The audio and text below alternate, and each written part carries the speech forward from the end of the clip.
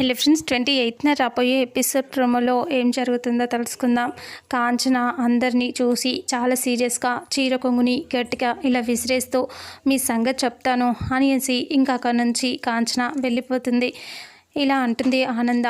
ఎందుకు తనంత కోపంగా వెళ్ళిపోతుంది అని అడగటంతో అప్పుడు అనన్య అంటుంది, తన గురించి వదిలేసేయండి, ఇప్పుడు ఈ కార్యక్రమం మీరు జరిపించండి అని అనన్య అంటుంది. ఆ మాట వినేసరికి ఆనంద నవ్వుతూ సరే అని చెప్పేసి పంతులు గారికి చెప్పడంతో పంతులు గారు వాళ్ళిద్దరికీ నిశ్చితార్థపు ఉంగరాలు ఇస్తాడు. ఆ తర్వాత వాళ్ళిద్దరికీ ఇంకా దండలు మార్చుకోమని చెప్తాడు.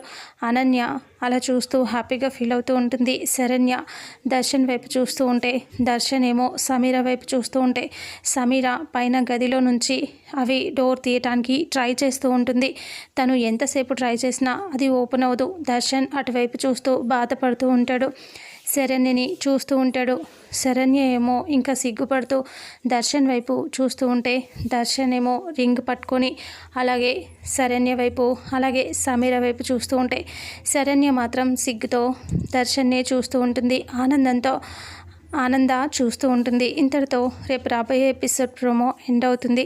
ఫుల్ ఎపిసోడ్లో అసలు ఏం జరుగుతుందో తెలుసుకుందాం. వీడియోని చూసిన ప్రతి ఒక్కరూ వీడియోని లైక్ చేయండి, అలాగే షేర్ చేయండి.